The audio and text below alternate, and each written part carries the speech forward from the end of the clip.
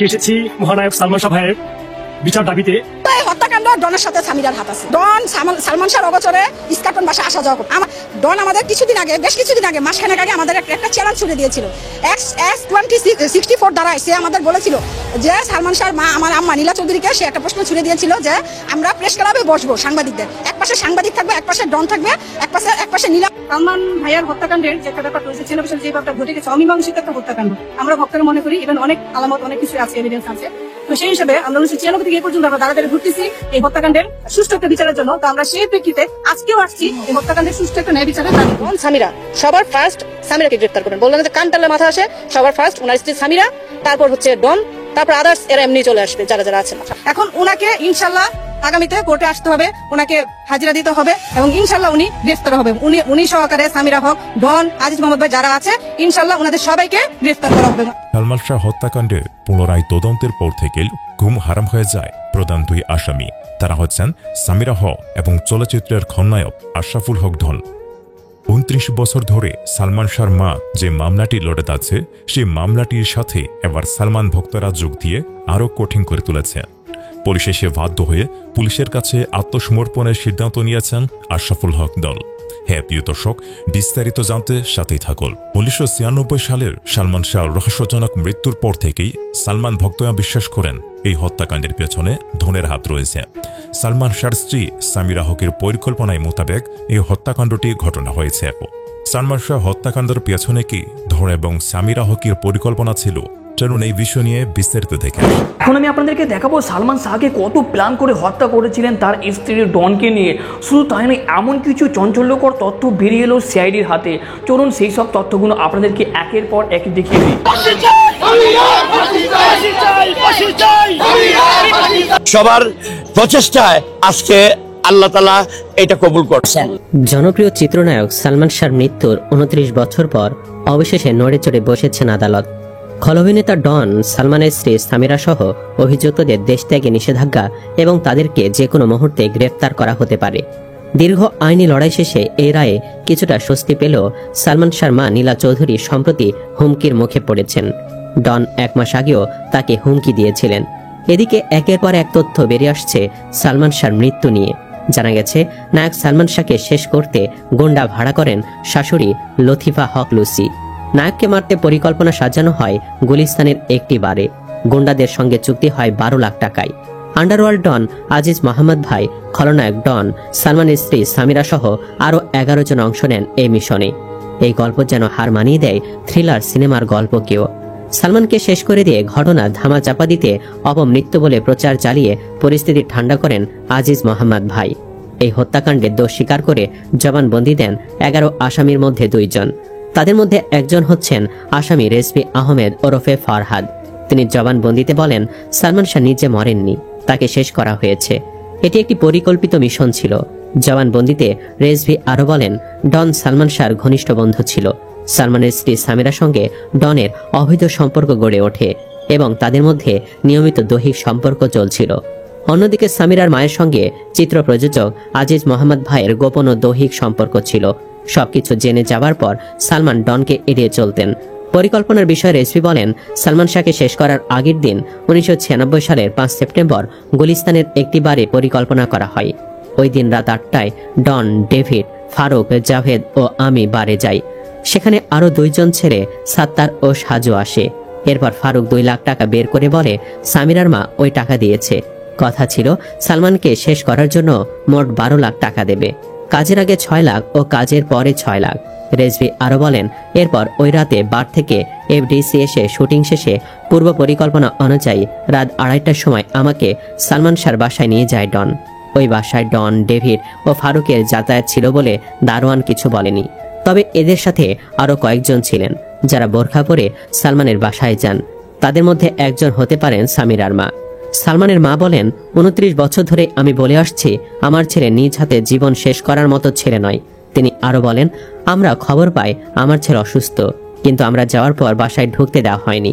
দীর্ঘ সময় অপেক্ষা করে রাখা হয়েছিল।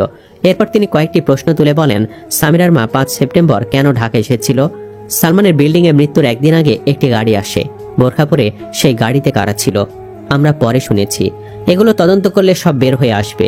আমার ছেলের সাদা কাপড়ে রক্তের দাগ ছিল, কিন্তু গলায় কোনো দাগ ছিল না।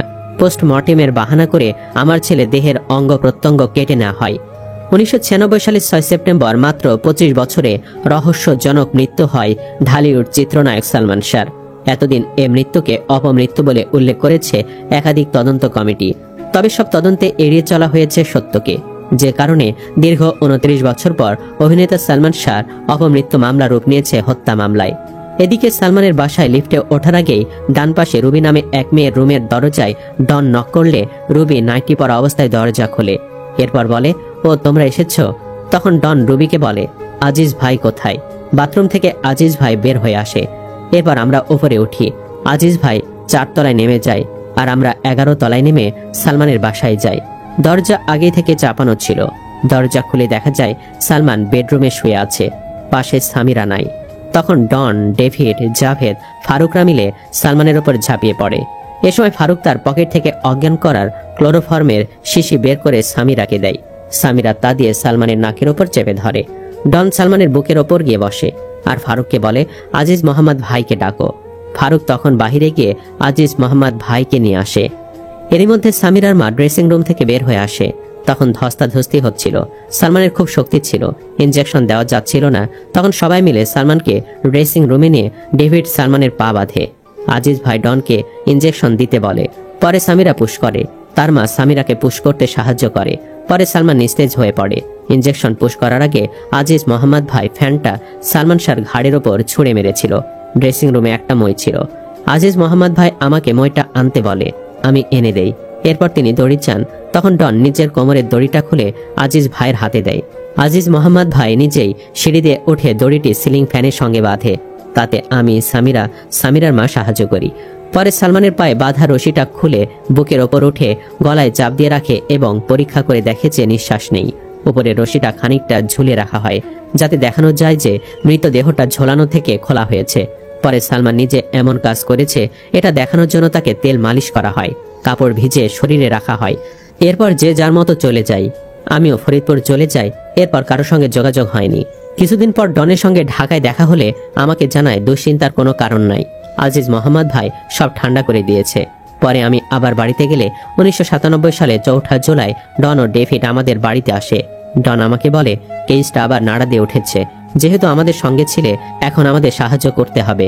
আমাকে তারা প্রয়াত চিত্র পরিচালক আলমগীর কবিরের ছেলে লেলিন সেজে সালমানের বাবা মার বাসায় যেতে বলে। এরপর গভীর রাতে ঘুমন্ত অবস্থায় সালমানের ছোট ভাই বিল্টুকে অপহরণ করে সালমানের মামলা প্রত্যাহার করা হবে বলে পরিকল্পনা হয়। তবে ওই বাসায় লেলিন সেজে গেলে আমি ধরা পড়ি। জবানবন্দিতে রেজভি আরো বলেন, সালমান শাহের মৃত্যু পরিকল্পিত হত্যাকাণ্ড। শুধু আসামি রেজভি নয়, আসামি রুবিও স্বীকার করেন এটি একটি হত্যাকাণ্ড। আদালতের পর্যবেক্ষণে আরো বলা হয়, রেজভি আহমেদের দোষ স্বীকারোক্তি অবজ্ঞা করার আইনগত কোনো সুযোগ নেই। তিনি জবানবন্দিতে ভিকটিম সালমান শাহকে শেষ করার কথা বলেছেন। কিন্তু অবাক করার বিষয় হচ্ছে, ওই স্বীকারোক্তির পরও পুলিশ কর্তৃক সালমান শাহকে শেষ করার অভিযোগে এজাহার দায়ের করা হয়নি। অবশেষে এই মামলা আলোর মুখ দেখল। লন্ডন থেকে গণমাধ্যমে দেওয়া এক সাক্ষাৎকারে সালমানের মা বলেন, একটা স্ত্রী সবসময় প্রথম থেকে আমার সাথে যাওয়া উচিত ছিল।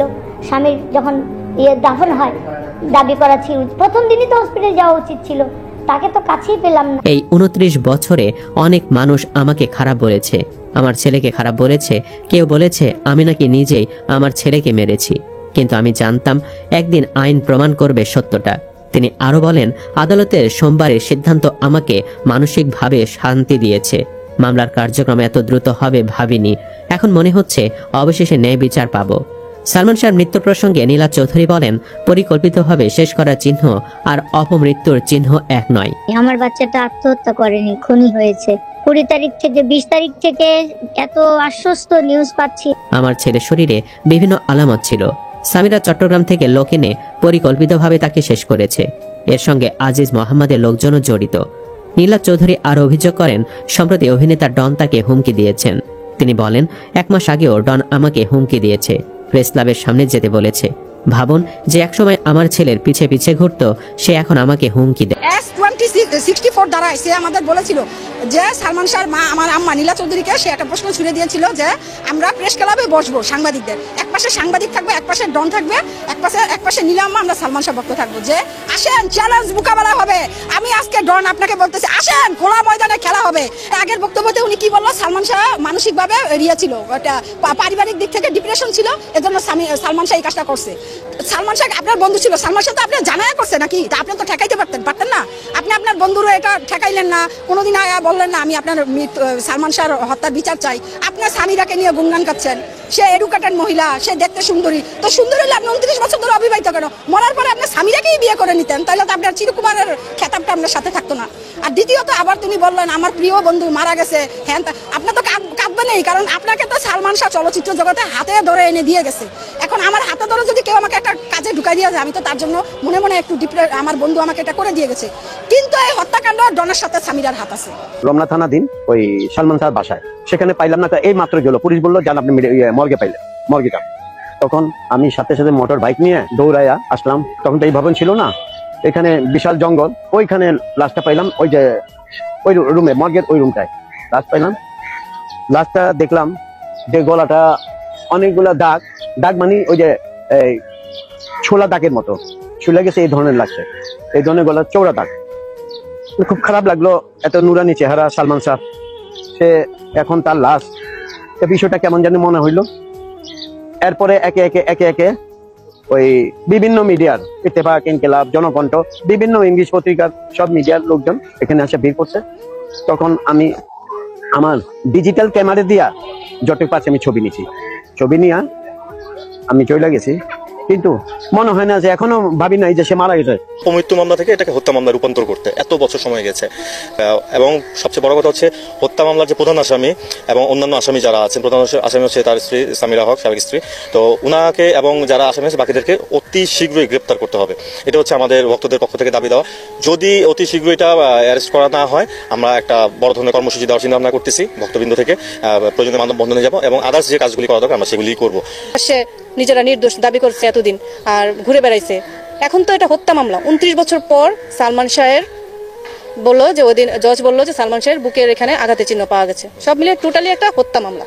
এখন আমরা চাই এই আসামিরা যত দ্রুত পারেন, সবাই সোচ্চার হবেন, আপনারা মিডিয়া সোচ্চার হবেন, সাংবাদিক ভাইদেরকে বলছি তারা সোচ্চার হবেন, তারপর যে পুলিশ প্রশাসন বলছি তাদের কাজের দ্রুত অগ্রগতির কামনা করছি, তারা যেন একটু আমাদের পাশে থাকেন, সালমান ভক্তদের পাশে থাকেন। এবং এই যে ডন সামিরা, সবার ফার্স্ট সামিরাকে গ্রেফতার করবেন। বললেন যে কান টালে মাথা আসে, সবার ফার্স্ট ওনার স্ত্রী সামিরা, তারপর হচ্ছে ডন, তারপর আদার্স এরা এমনি চলে আসবে যারা যারা আছেন। আপনি হত্যা আসলে ঠিক আছে, যেহেতু ওনারা 29 বছর এটাকে চাপিয়ে রেখেছে, তো এখন 29 বছর পরে এটা যখন এসে নাড়াচাড়া পড়লো, এটা হত্যা মামলায় রূপান্তরিত হয়ে গেছে অলরেডি। তো যখনই নিউজ এসে অবশ্যই তারা গা ঢাকা দিবে, কারণ যেহেতু অপমৃত্যু মামলা তারা তো একটু নির্বিঘ্নে চলাফেরা করেছে, যেহেতু তাদেরকে অ্যারেস্ট হওয়ার ভয় নেই অপমৃত্যু মামলায়, স্বাভাবিকভাবে ভয় নেই। হত্যা মামলা হলে অবশ্যই তারা অ্যারেস্ট হওয়ার একটা ভয় থাকে, সেই জন্য হয়তো তারা গা ঢাকা দিয়েছে। এবং আমরা বিভিন্ন ধরেন গণমাধ্যমের মাধ্যমে হোক, এবং আমরা নিজেরাও মাঝে মধ্যে থানায় যাচ্ছি, কথাবার্তা বলছি, এবং মামলার যে আয়ু আছেন উনি খুবই জেন্টেলম্যান এবং উনি খুবই আন্তরিক। আমরা ব্যক্তিগতভাবে তার সাথে ফোনে কথা হয়েছে এবং বিভিন্নভাবে কথা হয়েছে। তো উনি অলরেডি সিলেটে গিয়েছেন এবং উনি যেদিন 20 তারিখে মামলাটা রুজু হয়েছে, 20 তারিখ মধ্যরাতে, 21 তারিখেই কিন্তু উনি অলরেডি তদন্ত করা শুরু করে দিয়েছেন। এবং যখন তদন্ত করতে ইস্কাটন প্লাজায় যখন উনি গিয়েছেন পরের দিন 21 তারিখে, আমরা কিন্তু সেখানে ছিলাম।